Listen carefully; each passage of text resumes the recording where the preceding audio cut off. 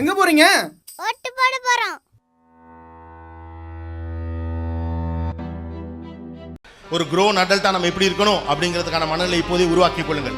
அரசியல் சார்ந்த உங்கள் பங்களிப்புகளை வெறும் கருத்துக்களாக முன்வைக்காம நான் சொன்ன மாதிரி குறைஞ்சபட்சம் போய் நின்று ஓட்டு போடுங்க. உங்க தெருக்காரன்ட்ட காசு வாங்கிட்டு ஓட்டு போடாதன்னு சொல்லுங்க. ஓட்டு போடுறது உங்க ஜனநாயக கடமைன்னு சொல்லுங்க. எலெக்ஷன் விளையாட்டுல போய் நின்று உனக்கான தலைவிதியை நீ மாத்திக்கிறதுக்கான வாய்ப்பை அதுதான் உருவாக்கி தருன்னு போய் சொல்லுங்க. At least start with that. இது இந்த அரசியல் அழுக்கு சாக்கடை. கரெக்ட். ஒருத்தன் கடிப்பட்ட எல்லாத்தையும் விட்டுருவோம்ல. நம்ம போய் சாஃப்ட்வேர் எழுதுவோம், பெரிய பெரிய கம்பெனில போய் சோப்பு கொக்கோ கோலா வைப்போம், வெளிநாட்டுக்கு போய் வெள்ளக்காரனுக்கு சம்பாரிச்சு போடுவோம். இங்க நம்ம எந்த பொறுப்பும் எடுத்துக்க மாட்டோம்ல. அந்த செல்வ நாய் மாதிரி ஆளுங்க கையில விட்டுட்டு வாழ்நாள் முழுக்க நம்ம நாடு உறுப்புலன்ட்டு ஒப்பாரி வைப்போம். அப்படிதானே? இப்போ நீங்கள் ஓட்டு போட போனதும் அதிகாரி வந்து அந்த பட்டனை ப்ரெஸ் பண்ணுவார். பட்டனை ப்ரெஸ் பண்ணதும் அங்கே ரெட் கலர் லைட் எரியும், பிஸின்னு. இப்போ நீங்கள் அந்த ஓட்டிங் கம்பார்ட்மெண்ட்டுக்கு போயிடலாம். கம்பார்ட்மெண்ட் போனதும் அது மூடப்பட்டிருக்கும். அது நீங்கள் யாருக்கு ஓட்டு போகிறீங்க உங்களுக்கு மட்டும் தான் தெரியும். அங்கே ரெடின்னு சிக்னல் காமிச்சதும் நீங்கள் யாருக்கு ஓட்டு போட போகிறீங்க, எந்த சின்னத்துக்கு நேராக போட போகிறீங்கன்ட்டு அந்த பட்டனை ப்ரெஸ் பண்ணதும் அங்கே ரெட் கலர் லைட் எரிஞ்சதும் நீங்கள் ஓட்டு போட்டது கன்ஃபார்ம் ஆகிடும். அது நீங்கள் இந்த விவிபேட் மிஷினில் பார்த்துக்கலாம் யாருக்கு ஓட்டு போட்டீங்க டிஸ்பிளே ஆகும். 7 செகண்ட் டிஸ்பிளே ஆகும். அதுக்கப்புறம் அந்த பேப்பர் கட் ஆகி அந்த மிஷினில் உள்ள பாக்ஸ்லேயே விழுந்துடும். எல்லோருக்கும் வணக்கம். ஏப்ரல் 18 நாளைக்கு நம்ம தமிழகத்தில் லோக்சபா எலெக்ஷன் நடக்க போகுதுங்க, மக்களவை தேர்தல். இந்த தேர்தலில் முக்கால்வாசி எனக்கு தெரிஞ்சு நம்மளுடைய வாக்குப்பதிவு அதிகமாக தான் இருக்கும்னு நான் நினைக்கிறேன். 2014 லோக்சபா எலெக்ஷனில் நம்மளுடைய வாக்குப்பதிவு 66.14% டோட்டலாக. அதே போல் இந்த டைம் வந்து அதை விட அதிகமாக தான் வரணுன்ட்டு நான் நினைக்கிறேன். ஏன்னு கேட்டிங்கன்னா போன டைம் கூட அந்த விடுமுறை என்பது ரொம்ப கம்மியாக தான் இருந்துச்சு. ஆனால் இந்த டைம் வந்து 4 நாட்கள் வந்து விடுமுறை அளிக்கப்பட்டது. நாளைக்கு வந்து எலெக்ஷன் நடக்க போது எப்படி வந்து நம்ம வந்து அந்த நம்மளுடைய அந்த போலிங் பூத்தில் போய் எப்படி ஓட்டு போடணும்னு சொல்லிட்டு ஒரு வீடியோ நான் அதில் ஆட் பண்ணுற பாருங்கள், எப்படி ஓட்டு போடணும். நான் ஏன்னு கேட்குறேன், நான் சில பேருக்கு வந்து இந்த எலெக்ஷன் கமிஷன்னா என்னன்னே தெரியலன்னு சொல்கிறீங்க நிறைய பேர். எலெக்ஷன் கமிஷன் என்பது கவர்மெண்ட்டுக்கு கிடையாதுங்க. கவர்மெண்ட்டுக்கு கீழே வரது எலெக்ஷன் கமிஷன் கிடையாது. எலெக்ஷன் கமிஷன் வந்து ஒரு சுப்ரீம் கோர்ட், நம்மளுடைய ஹை கோர்ட், சுப்ரீம் கோர்ட்லாம் இருக்கலாம், அவங்க வந்து ஒரு தனியாக இருப்பாங்க. கவர்மெண்ட் வந்து தப்பு செஞ்சால் தட்டி கேட்பாங்க. அந்தமாரி தான் எலெக்ஷன் கமிஷனும் ஒரு தனியாக தான் இருக்காங்க. அவங்க யாருக்காக கட்டுப்படுவான்னு பார்த்தோன்னா அந்த அவங்களுக்கான ஒரு லாஸ், அவங்களுக்குன்னு ஒரு கொள்கைகள் இருக்குது, அந்த சட்டங்கள் இருக்குது. அந்த சட்டத்துக்காக மட்டும்தான் அந்த எலெக்ஷன் கமிஷன் வந்து கட்டுப்படுவாங்களே தவிர எந்த ஒரு கவர்மெண்ட்டுக்காகவும் இல்லை எந்த ஒரு அரசியல்வாதிகளுக்காகவும் இந்த எலெக்ஷன் கமிஷன் கட்டுப்பட மாட்டாங்க. எலெக்ஷன் கமிஷன் பற்றி பேசும்போது நம்ம நாடு வந்து ஜனநாயக நாடுன்னு சொல்கிறோம். ஜனநாயக நாடுன்னு சொல்கிறதுக்கு மெயின் காரணம் யாருன்னு பார்த்தீங்கன்னா எலெக்ஷன் கமிஷன் தாங்க. எலெக்ஷன் கமிஷன் ஒரு விஷயம் இல்லைன்னா நம்ம நாடு வந்து ஜனநாயக நாடுன்னு சொல்ல முடியாது. அது என்னடா ஜனநாயக நாடுனா மக்களால் ஆளப்படும் ஆட்சி, மக்கள் ஆட்சின்னு சொல்லலாம். நமக்கு பிடிச்சவங்க தாங்க எம்பி ஆக்குறோம். மக்களவையில் நமக்கு பிடிச்சவங்க தான் நமக்கு மேலே போய் ஆள சொல்கிறோமே தவிர அவங்களா வந்து நாட்டை வந்து ஆளணும் இல்லை எதனா பவர் வச்சுலாம் வரல. நம்மளுடைய ஓட்டு, நம்ம ஒவ்வொரு குடிமகனுடைய ஓட்டு, எனக்கு இவங்க தான் வந்து நாட்டை ஆளணும்னு சொல்லிட்டு சொல்கிறது இல்லை. அது போல் நம்ம ஜனநாயக நாட்டை வந்து ஜனநாயக நாட்டாக நம்ம நாட்டை உருவாக்குறது யாருன்னு சொல்லலாம் பார்த்தா இந்த எலெக்ஷன் கமிஷன் தாங்க. நம்ம அமெரிக்கா அப்புறமா ரஷ்யாவில் நம்மளை பார்த்து இன்னும் வியக்கத்தக்கதுக்கு காரணம் வந்து இந்த உலகத்திலே மிகப்பெரிய பாப்புலேஷன் உள்ளது நம்ம இந்தியா. செகண்ட் பிளேஸில் நம்ம இந்தியா இருக்கும். இப்படிப்பட்ட இந்தியாவில் வந்து ஜனநாயகம் என்பது ஒரு மிகப்பெரிய ஒரு கொஸ்டின் மார்க். எப்படி இத்தனை கோடி மக்கள், 134 கோடி மக்களுக்கு எப்படி ஓட்டு போடணும், எப்படி அவங்களுக்குலாம் போய் அறிவை சேர்க்கணும், ஓட்டு போடுறது ஒவ்வொரு இந்திய குடிமகனுடைய உரிமை. எத்தனையோ பேர் வந்து படிக்காமல் இருப்பாங்க, படிக்காதவங்களுக்கும் எப்படி ஓட்டு போடுறது அப்படின்னு சொல்லிட்டு எவ்வளோ கஷ்டப்பட்டு இந்த ஃப்ரேம் பண்ணது அந்த எலெக்ஷன் கமிஷன். எலெக்ஷன் கமிஷன் எப்போ ஃப்ரேம் பண்ணாங்கன்னா January 25, 1950. அதுமாரி நம்ம குடியரசு நாள், அதுக்கு ஒரு நாள் முன்னாடி தான் இந்த எலெக்ஷன் கமிஷன் ஒன்று ஃப்ரேம் ஆகுது. குடியரசு நாள் எப்போன்னு பார்த்தீங்கன்னா January 26, 1950. அந்த குடியரசு நாளுக்கு முன்னாடி ஒரு நாள் தான் இந்த எலெக்ஷன் கமிஷன் ஒன்று ஃப்ரேம் பண்ணுறாங்க. எலெக்ஷன் கமிஷனுக்கு வந்து மிகப்பெரிய ஒரு பவர் இருக்குது. அதில் இருக்க ஹெட் இருக்கா தெரியுமா, தலைமை அதிகாரின்னு சொல்கிறாங்க. அவங்க வந்து எதுக்கு ஈக்குவலாக மதிப்பாங்கன்னு பார்த்தீங்கன்னா ஒரு சுப்ரீம் கோர்ட்டோடைய ஜட்ஜ் இருக்காங்க தெரியுமா, சுப்ரீம் கோர்ட் உச்ச நீதிமன்றத்தினுடைய ஜட்ஜ். அந்த அளவுக்கு அவருக்கான ஃபுல் பவர் இருக்குது. இந்த எலெக்ஷன் கமிஷனுடைய ஹெட் வந்து யார் வந்து எலெக்ஷன் கமிஷன் ஹெட்டை வந்து ஹெட் ஆகிறதுக்கு யாருக்கு வந்து பவர் இருக்குன்னு பார்த்தீங்கன்னா பிரசிடென்ட் நினைச்சா, பிரசிடென்ட் யாரை நினைக்கிறாரோ அவங்களை வந்து எலெக்ஷன் கமிஷனோட ஹெட் ஆக்கலாம். அதுக்கப்புறம் அவருக்கு வந்து எலெக்ஷன் கமிஷனில் இருக்கிறவங்களுக்கு கீழே வந்து 2 பேர் இருப்பாங்க. டோட்டலாக வந்து மொத்தம் எத்தனை பேர் இருப்பாங்கன்னா 3 பேர் இருப்பாங்க. இவங்க 3 பேர் சேர்ந்து எடுக்கிற டெசிஷன் தான் ஒவ்வொரு இந்த எலெக்ஷன் நடக்கும்போது அவங்களுடைய எப்படி மக்களுக்கு வந்து கரெக்டான ஒரு ஆட்சியை கொண்டு வரணும், எந்த ஒரு தவறுகளும் நடக்கக்கூடாது, மக்களுக்கு வந்து யாரை விரும்புகிறாங்களோ கரெக்டான தலைவரை கொண்டு வரணும் தான் எந்த ஒரு எலெக்ஷன் கமிஷன் நினைக்கிறாங்க. நம்ம டிவிலாம் பார்க்குறோம் எலெக்ஷன் கமிஷன் வந்து தவறு செய்கிறாங்கன்னா நினச்சி பாருங்கள், 134 கோடி உள்ள மக்களை வந்து நம்ம வந்து ஓட்டு போட வைக்கணும். நினச்சி பாருங்கள், இது வந்து தமிழ்நாட்டில் மட்டும் நடக்கல, ஆல் ஓவர் த இந்தியா. எத்தனையோ இடத்துல வந்து கிராமங்கள் இருக்குது, எவ்வளோ கிராமத்தில் வந்து கரண்ட்டு கூட இல்லாத இடம்லாம் இருக்குது. அந்த இடத்துலலாம் போய் அவங்க வந்து எலெக்ஷன் கமிஷன் வந்து ஓட்டு வாங்கணும், மக்கள்கிட்ட இருந்து ஓட்டு சேர்க்கணும். எவ்வளோ பெரிய கஷ்டமான விஷயம் தான் இந்த எலெக்ஷன் கமிஷன் பண்ணுற தொழில். பார்த்தோன்னா மிகப்பெரிய இது.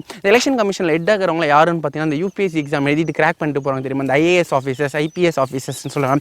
அவங்களுடைய சர்வீஸ், அவங்க பண்ணுற விஷயங்களை வச்சு தான் எலெக்ஷன் கமிஷனோட ஹெட்டாக மாற்றுவாங்க. ஓகே, ஒரு எலெக்ஷன் கமிஷன் அதிகாரி வந்து தப்பு செஞ்சுட்டார், எப்போ அவர் தவறு செஞ்சுட்டான்னு சொல்லுவாங்கன்னா அவங்களுக்கான சட்டங்கள் இருக்குது தெரியுமா, அந்த சட்டத்திலேருந்து மீறும்போது அவங்க அவங்க வந்து தவறு செஞ்சுட்டான்னு சொல்லுவாங்க. தவறு செஞ்சுட்டானு உடனடியாக அவங்க வந்து டிஸ்மிஸ்லாம் பண்ண முடியாது. அவங்களை எப்படி டிஸ்மிஸ் பண்ணணும்னா பாராளுமன்றத்தில் போய் அதுக்குன்னு ஒரு தாக்கல் செய்யணும். தாக்கல் செஞ்சு மெஜாரிட்டியாக யார் வந்து சப்போர்ட் பண்ணுறாங்களோ அவங்களுக்கு வந்து மெஜாரிட்டியாக சப்போர்ட் பண்ணணும். இவங்க செஞ்சு தப்புன்னு சொல்லிட்டு மெஜாரிட்டியாக சப்போர்ட் பண்ணால் மட்டும்தான் அவங்க வந்து வேலையிலேருந்து நீக்கம் செய்வாங்க. உடனடியாக நீக்கம்லாம் செய்ய முடியாது. அவ்வளோதான். எலெக்ஷன் கமிஷனுக்கு அவ்வளோ அதிகாரங்கள் இருக்குது. 1988 வரைக்கும் என்னென்னு பார்த்தீங்கன்னா 21 வயசான தான் ஓட்டே போட முடியும்னு இருந்துச்சு. ஆனால் 1989க்கு அப்புறம் 18 வயசானாவே ஓட்டு போடலாம்னு சொல்லிட்டு சிஸ்டம் வந்து கொண்டு வந்தாங்க. இன்னொன்று ரைட் டு ஓட்டு நம்ம எல்லாருமே தெரியும். ரைட் டு ஓட்டுனா 18 வயசாச்சுனாவே ஒவ்வொரு இந்திய குடிமகனுடைய ஓட்டு போடலாம்னு சொல்கிறோம். நான் ஒரு கேள்வி கேட்குறேன். நம்ம ஜெயிலில் இருக்காங்க தெரியுமா, பிரிசனர்ஸ், குற்றவாளிகள் ஓட்டு போட முடியுமா? கேளுங்க, யோசிங்க. குற்றவாளிகள் ஓட்டு போட முடியாது. அப்படியும் ஓட்டு போடணும்னா வெஸ்ட் பெங்காலில் ஒரு டைம் நடந்திருக்கு. குற்றவாளிகள் ஓட்டு போடணும்னு சொல்லிட்டு அங்கே கோர்ட்டில் ஃபைல் கேஸ் பண்ணி அதுக்கப்புறம் அவங்களுடைய கோர்ட் வந்து உச்சநீதிமன்றம் அவங்களுக்குள்ள ஒரு கோர்ட் இருக்கலாம் தெரியுமா, உச்சநீதிமன்றம் என்ன பண்ணுச்சுன்னா தீர்ப்பு வழங்கி அங்கே வந்து ஒரு டைம் வந்து பிரிசனர்ஸ் வந்து கைது செய்யப்பட்டவர்கள் போடலாம். ஆனால் அதுக்கும் சில certain rules and condition criterias இருக்குது. இந்தந்த விஷயத்தில் கைதானவங்க மட்டும்தான் ஓட்டு போடணும், இந்தந்த விஷயத்தில் கைது ஆகினவங்களாம் ஓட்டு போடக்கூடாது, மிகப்பெரிய தவறுகளில் இன்வால்வ் ஆனாங்கன்னா அவங்களாம் ஓட்டு கிடையாது. இன்னும் நம்ம தமிழகத்தில் வந்து பிரிசனர்ஸ் வந்து ஓட்டு போடக்கூடாது. சில க்ரைட்டீரியாஸ் இருக்குது. சில பேர் வந்து இந்த ஜாமீனில் வர போகிறாங்க, சின்ன சின்ன விஷயங்கள் தவறுகள் செஞ்சாங்க தெரியுமா, அவங்க மட்டும்தான் ஓட்டு போட முடியும். மிகப்பெரிய தவறுகள் செஞ்சவர்களால் ஓட்டு போட முடியாது. இன்னொரு கொஸ்டின் கேட்டாங்க, அப்போ தவறுகள் செஞ்சுட்டு அவங்க வந்து மறுபடியும் எம்பி எம்எல்ஏ எலெக்ஷனில் நிற்கிறாங்க, இது என்னன்னு கேட்டிங்கன்னா சில விஷயங்கள் அப்படின்னா அப்படி தான் இருக்குது. கண்டிப்பாக நம்ம சொசைட்டியில் மாற்றங்கள் வரும். எல்லாருமே தங்களுடைய ஓட்டை போய் பதிவு செய்யுங்க. கட்சி பார்த்து ஓட்டு போடாதீங்க. நீங்கள் அவங்களுடைய அனலைஸ் பண்ணுங்கள். நம்மகிட்ட இப்போ அறப்போர்னு ஒரு ஆப் இருக்குது, அஃபிடவிட்னு ஒரு ஆப் இருக்குது, அவங்களுடைய மொபைல் நம்பர் இருக்குது, எல்லாமே இருக்குது. கேள்விகள் கேளுங்கள். கேள்விகள் கேட்கும்போது மட்டும்தான் மாற்றம் என்பது வர ஆரம்பிக்கும். மக்களுக்காக தான் அரசாங்கத்திற்காக மக்கள் கிடையாது. நாளைக்கு ஏப்ரல் 18 எல்லோரும் தங்களுடைய ஓட்டை போய் பதிவு பண்ணுங்கள். போன வருஷம் 2014 66.4% ஓட்டு வந்து பதிவானது. இதுதான் இந்த உலகத்திலே மிகப்பெரிய ஜனநாயக நாட்டில் மிகப்பெரிய சதவீதம் உள்ள நாடுன்னு பார்த்தோன்னா இந்தியாவில் அவ்வளோ மக்கள் வந்து ஓட்டு போட்டிருக்காங்க. இந்தியாவில் வந்து 90 கோடி மக்கள் வந்து ஓட்டுக்கு வந்து எலிஜிபிளாக இருக்காங்க. 90 கோடி மக்களில் வந்து போன வருஷம் 2014 எத்தனை பேர் வந்து ஓட்டு போட்டாங்கன்னு பார்த்தீங்கன்னா வெறும் 66.4% மக்கள் தான் ஓட்டு போட்டாங்க. அப்படின்னா 27 கோடி மக்கள் வந்து ஓட்டே போட வரல.